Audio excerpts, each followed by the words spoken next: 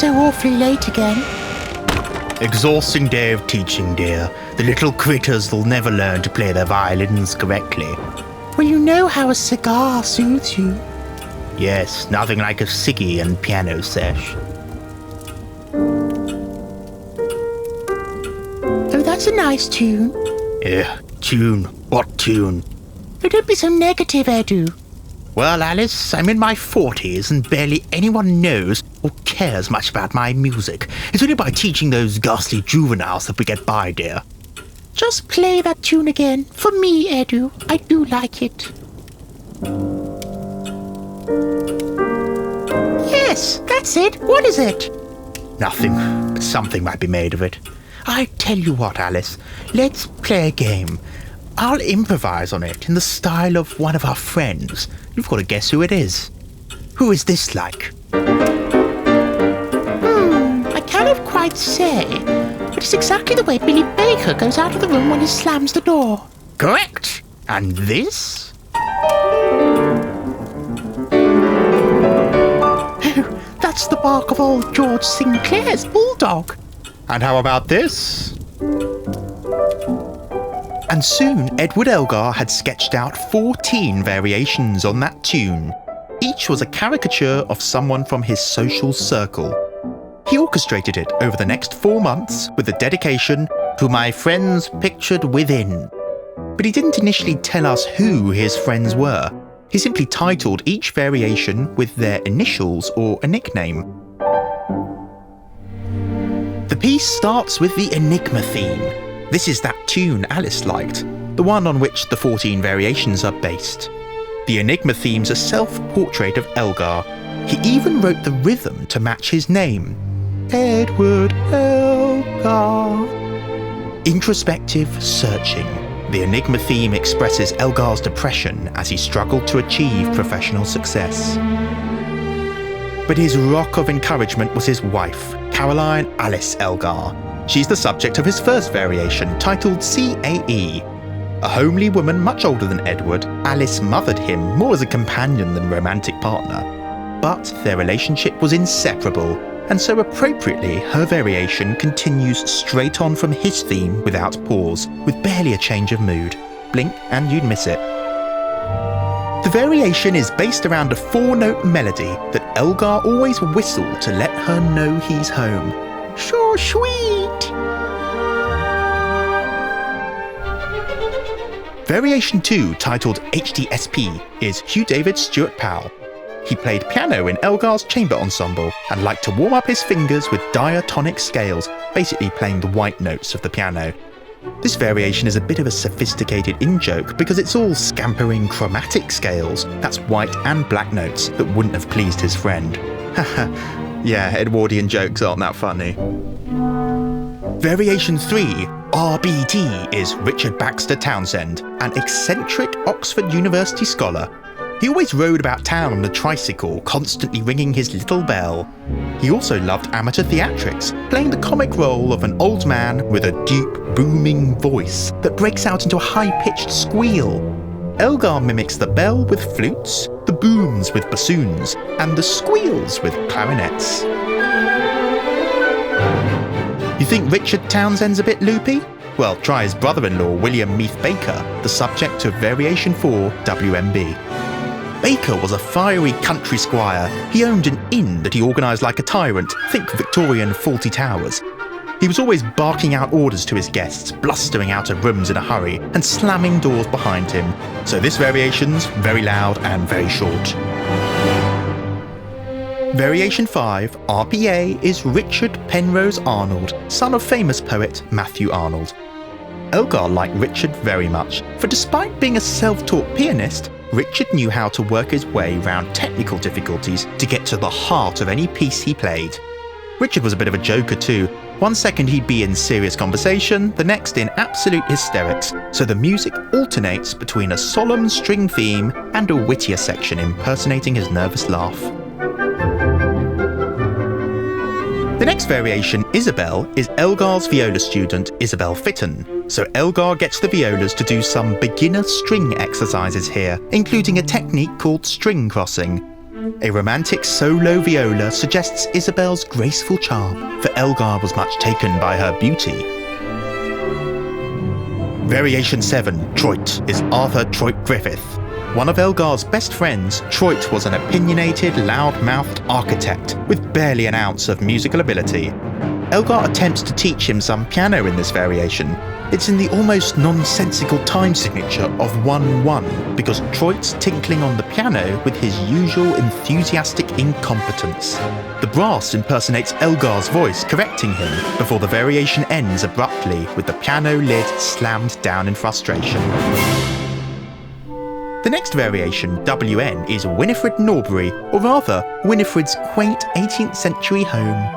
She was a matronly old lady who lived there with her sister.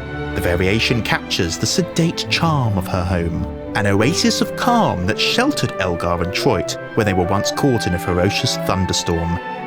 Norbury was a great talker, so the musical phrases are long, and at one moment Elgar even imitates her characteristic chuckle.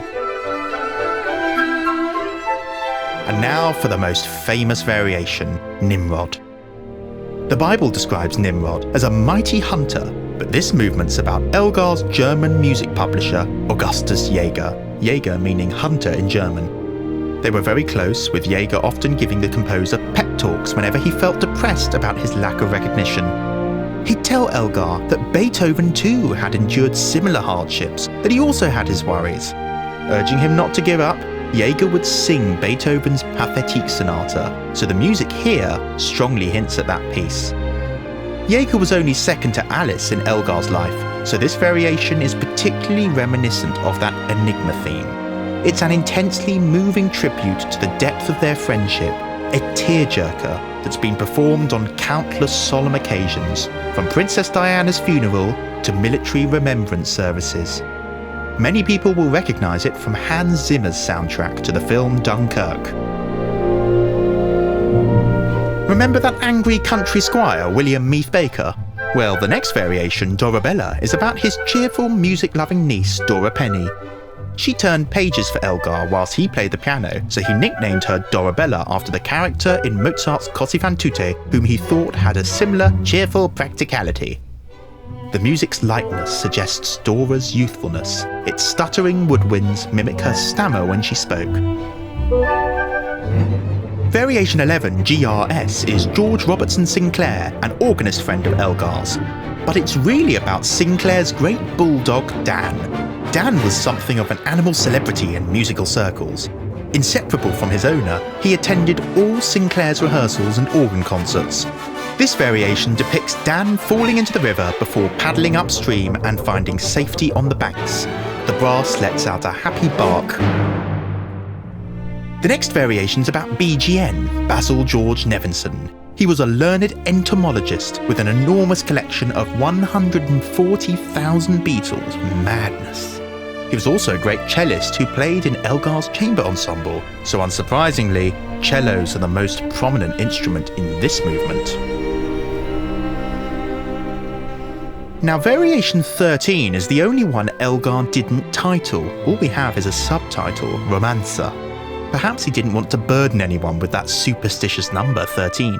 But Elgar did hint that it's about a lady who was on a sea voyage at the time he wrote it, to be more specific.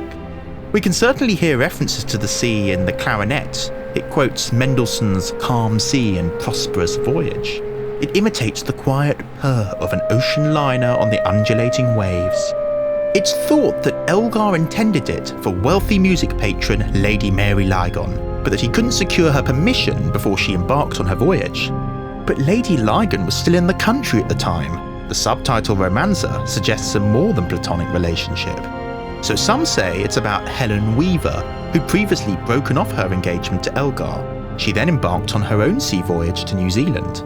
Elgar had kept that heartache confidential, perhaps left out Helen Weaver's name for fear of upsetting Alice. The final variation, titled EDU, is in fact Elgar himself, Edu being Alice's nickname for her husband.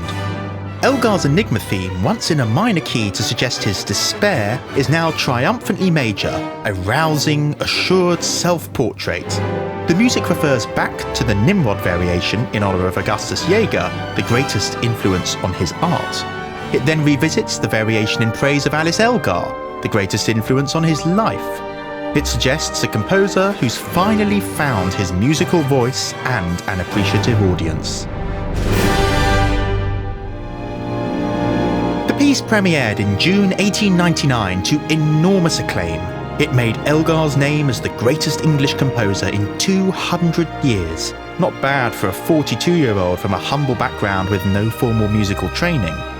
But people were left mystified by one question. Just what was the enigma to which Elgar was referring? Well, it wasn't the identity of his friends. He gave up that secret 30 years later.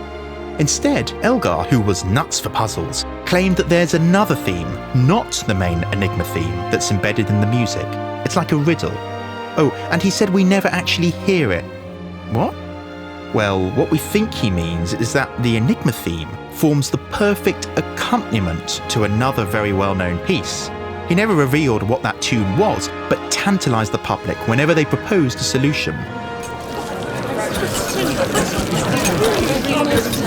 Now, do any of you journalists have any questions for Mr. Elgar? Mr. Elgar, is the tune God Save the Queen? Of course not, but it is so well known that it's extraordinary no one's found it. It's Auld Lang Syne, sir. I know it. Auld Lang Syne simply won't do. Rule Britannia. That must be it, Mr. Elgar. Wrong again. Brahms' Fourth Symphony. Mozart's Fourth Symphony. Twinkle, twinkle, little star. Enough, gentlemen. You're all wrong. Mr. Elgar, perhaps your so-called theme is meant in the abstract sense. I propose it's based on the lines of Shakespeare's Sonnet 66, or alternatively the mathematical constant pi. Now,